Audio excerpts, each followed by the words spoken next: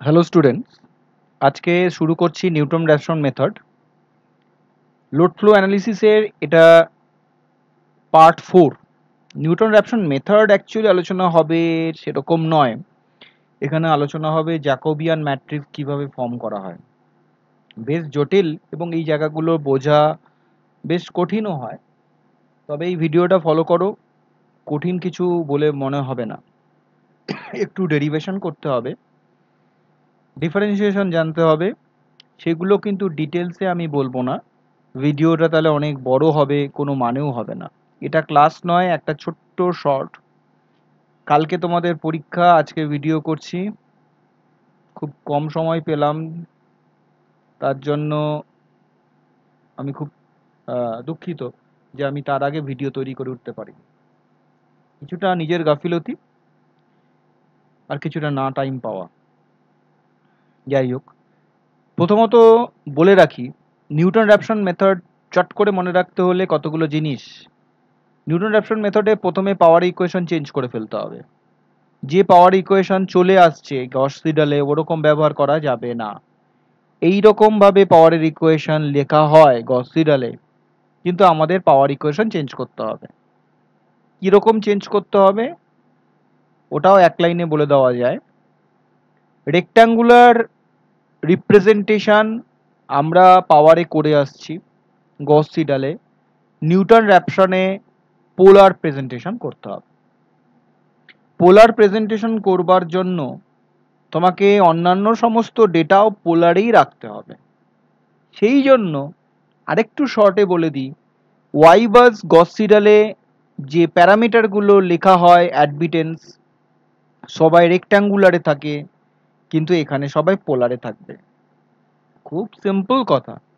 Y বাসে Y যে প্যারামিটারগুলো থাকে সেখানে আমরা এরকমভাবে প্রেজেন্ট করেছি, ইম্পিডেন্সগুলো এরকমভাবে থাকে আর প্লাস জে এক্স।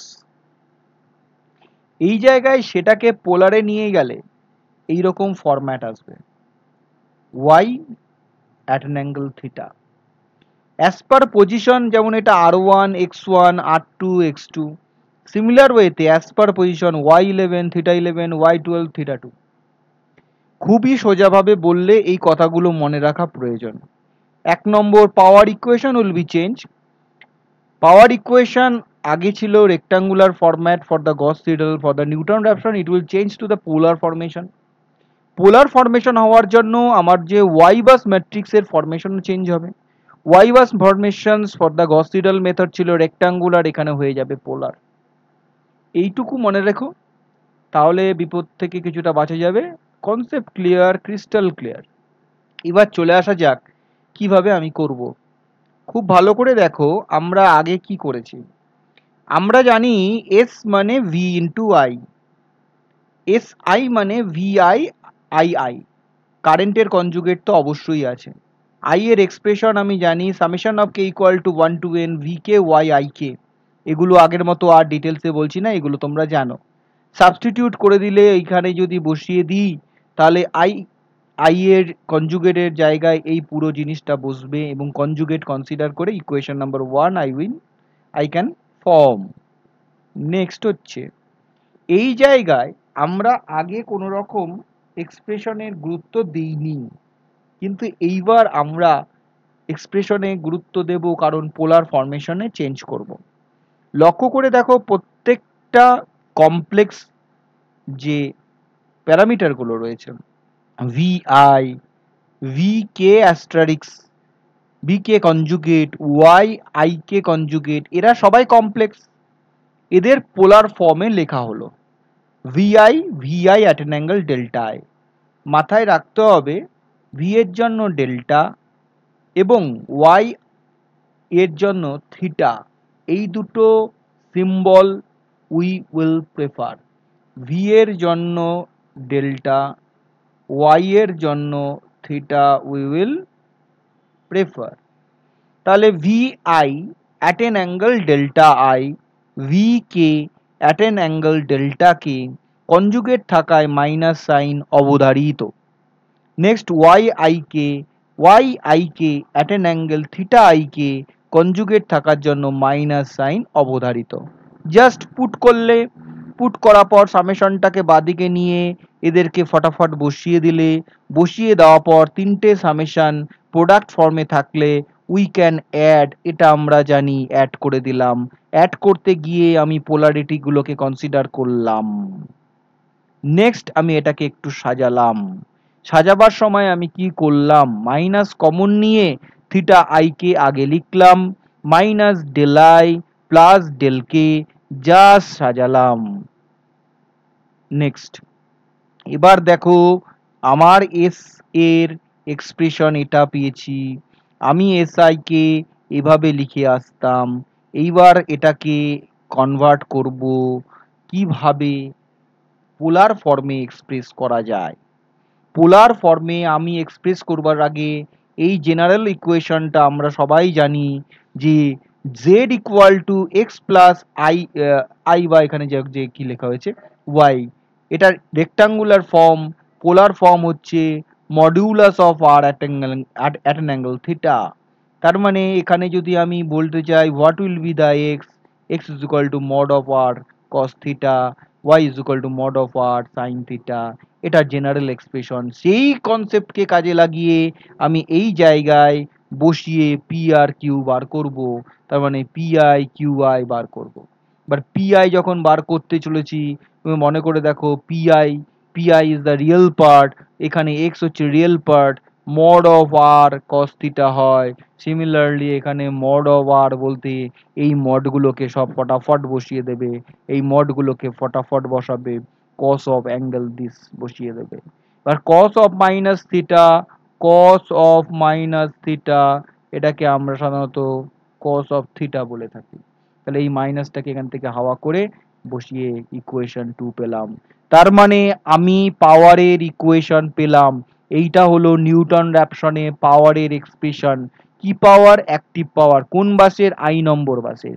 সিমিলার ওইতে কিউ এর ক্ষেত্রেও একই রকম। আমি জানি mod of R sine theta, তাহলে মড বলতে এই মডটাকে বসিয়ে দিলাম, সাইন থিটা বলতে এই পুরো ভ্যালুটাকে বসালাম।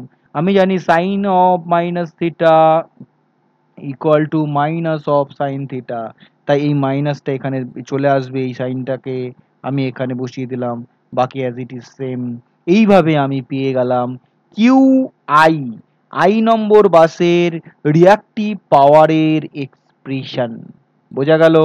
বাস এইবার চলে আসা যাক, তাহলে দেখো অ্যাপারেন্ট পাওয়ারের এক্সপ্রেশন আই নম্বর বাসের, অ্যাপারেন্ট পাওয়ারের পর অ্যাক্টিভ পাওয়ারের এক্সপ্রেশন আই নম্বর বাসের, রিয়াক্টিভ পাওয়ারের এক্সপ্রেশন আই নম্বর বাসের পাওয়া গেল।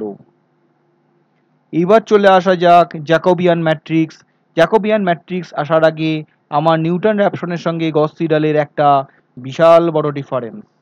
নিউটন র্যাপসন যেন গস সিডালের উল্টো পথে হাঁটছে। আমি বলেছিলাম যদি আমাদের গস সিডালে সলিউশন করতে শুরু করা হয়, সেখানে জেনারেটর বাস থাকলে বেশ অসুবিধা, লোড বাস থাকলে অসুবিধা নয়। কিন্তু এখানে ঠিক তার উল্টো দিক, এখানে লোড বাস থাকলে অসুবিধা, জেনারেটর বাস থাকলে অসুবিধা নয়। গস সিডালে কেন ওটা সুবিধা সেটা ডিসকাশন গস সিডালে করা হয়েছে, নিউটন র্যাপসনে কেন অসুবিধা সেটা ডিসকাশন এখানে করা হবে। লোড বাস কথার অর্থ হচ্ছে পি আর কিউ জানা। পি আর কিউ যত বেশি জানবে তত বেশি ঝামেলা বাড়বে। কি ঝামেলা বাড়বে সেটার ডিসকাশন আমরা নিউটন র্যাপসনে করব। সেটার ডিসকাশন বোঝার জন্য, সেটাকে সলিউশন করার জন্য জ্যাকোবিয়ান ম্যাট্রিক্সের অ্যাপিয়ারেন্স হয়, অ্যাপিয়ার করে। কেন জ্যাকোবিয়ান ম্যাট্রিক্স অ্যাপিয়ার হলো সেটার কারণটাই হচ্ছে লোড বাস যত বেশি থাকবে তত পরিমাণ আমার কাছে সমস্যা বাড়বে। এবার প্রশ্ন হচ্ছে কি ধরনের সমস্যা? জেনারেটর বাস থাকলে সমস্যা কম, তাহলে কি ধরনের সমস্যা সেটা এবার আলোচনা করা যাক। এবার দেখো, ধরো আমি মনে করি যে পাওয়ারের এক্সপ্রেশন এইভাবে আমি লিখে রেখেছি।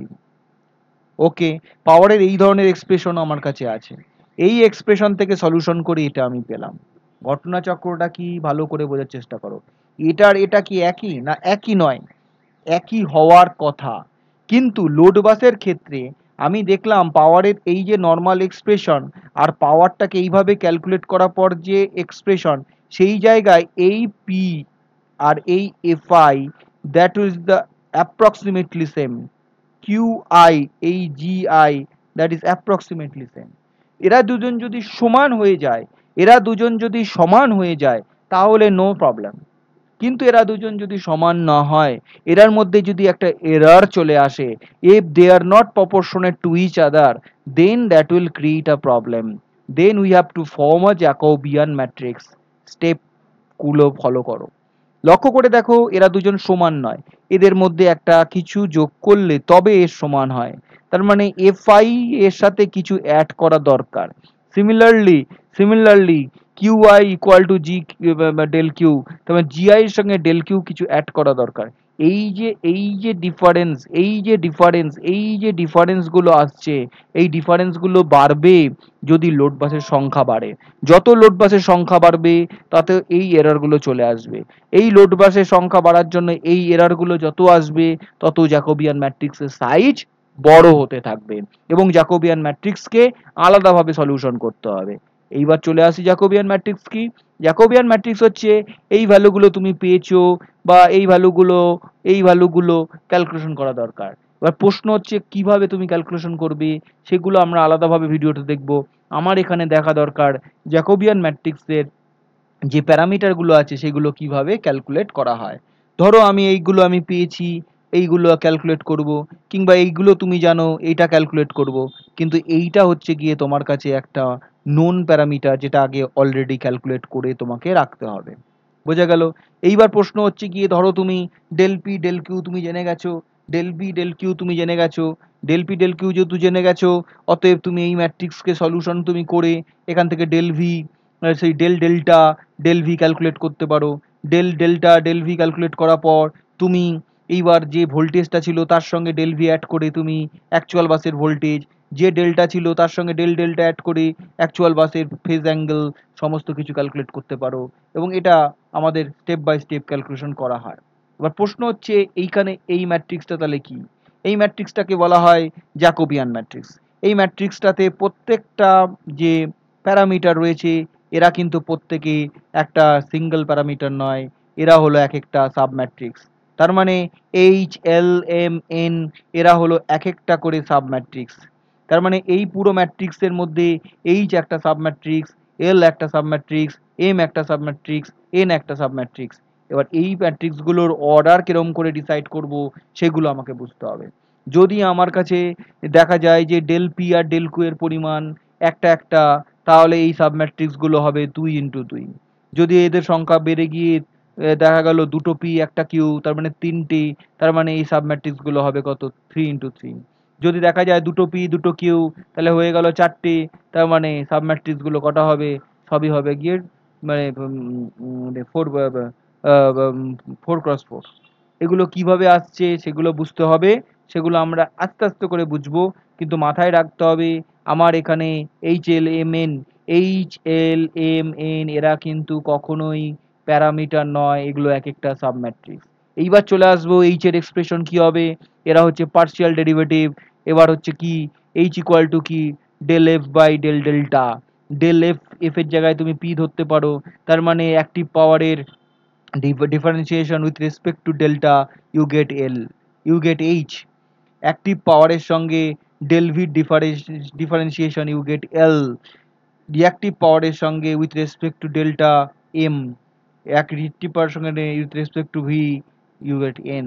এইভাবে কিন্তু আমি প্রত্যেকটা প্যারামিটার পাবো। এইবার চলে আসবো আমরা কিভাবে করছি। ধরো কথার কথা আমি মাথায় রাখি যে এখানে এই জায়গায় দাঁড়িয়ে আমি P I Q I expression জেনে গেছি। পি আই কিউ আই এর এক্সপ্রেশন আমি আগেই ডিরাইভ করেছি। এই পি আই কিউ আই এর এক্সপ্রেশনগুলো এখানে আমি ডেরিভেটিভ করব। ডেরিভেটিভ কিভাবে করব ভালো করে দেখো। আমি একবার কি করব, del P by del del, বোঝা গেছে? Del P by del del যখন আমি করছি, del P by del del করবার সময় তুমি পি আই এ ডেরিভেশন করছো, একবার আই এর রেসপেক্টে করব, একবার কে এর রেসপেক্টে করব। একবার আই এর রেসপেক্টে করব, একবার কে এর রেসপেক্টে করব। লক্ষ্য করে দেখো একটা পি একটা কিউ পেয়েছো, একটা পি একটা কিউ এর এক্সপ্রেশনই আছে আমার কাছে, আর আর কিছু নেই। তার মানে তুমি কি করবো, H I K H I I, H I K H I I, এখানে দুটোই অপশন আছে। একবার আই এর রেসপেক্টে করব, মানে ডেল পি আই কে একবার ডেল কে দিয়ে করছি, একবার হলো, ডেল পিআই কে একবার ডেল ডেল আই দিয়ে করছি, 2 নম্বর বার হলো। সিমিলার ওয়েতে যখন ভি এর রেসপেক্টে করছো, একবার with respect to V K, একবার with respect to V I.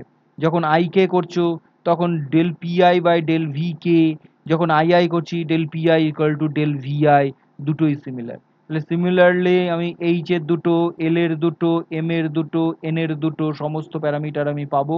এবং এইভাবে এইটুকু অবধি করে দেবে how to form the Jacobian matrix, এইখানে কিন্তু আমাদের ক্লিয়ার হয়ে যাবে। How to form the Jacobian matrix এইভাবে ক্লিয়ার হয়ে যাবে। অতএব তুমি যখন এখানে করছো, এই ম্যাট্রিক্সটা যখন আমি করছি, এই ম্যাট্রিক্সটা আমার এখানে কিরকম ফরম্যাটে আসছে এটা একটু লিখে নিই। তাহলে দেখো, আমার কাছে দুটো দুটো জিনিস জানা আছে, del P R del Q তুমি জানো। ওকে, এটা জানি আমি, আই আই এটা জানো। তার মানে আমার এখানে কি হবে দেখো, del H I I by del del I, del H I কে ডেল ডেল, বোঝা গেল? ক্লিয়ার? একটা একটা আছে, এটা একটা আছে। নেক্সট কি, এল, এল এর ক্ষেত্রে কি হবে, এল তো এইচ এর পর L, L del P I,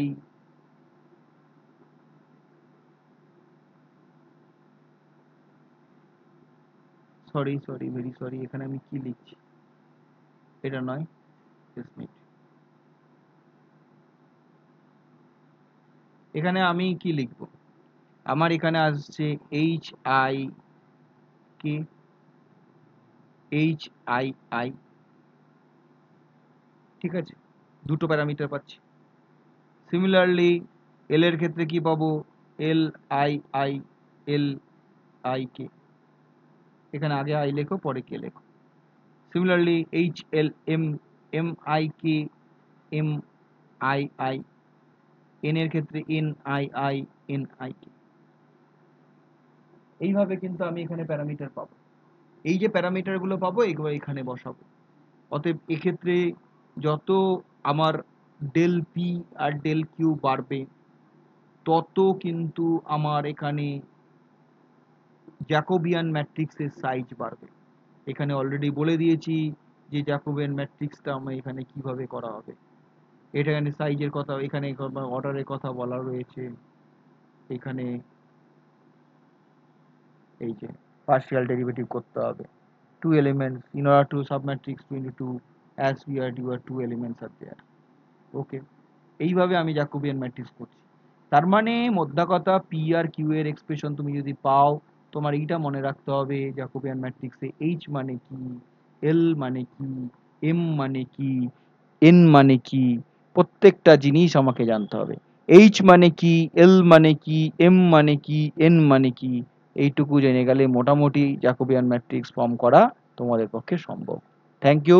video ভালো লাগলে লাইক, শেয়ার, সাবস্ক্রাইব যারা নতুন এসছো। আর জ্যাকোবিয়ান ম্যাট্রিক্স ফরমেশন অবধি হলো, নিউটন র্যাপসন কিন্তু নেক্সট ভিডিওতে করা হবে।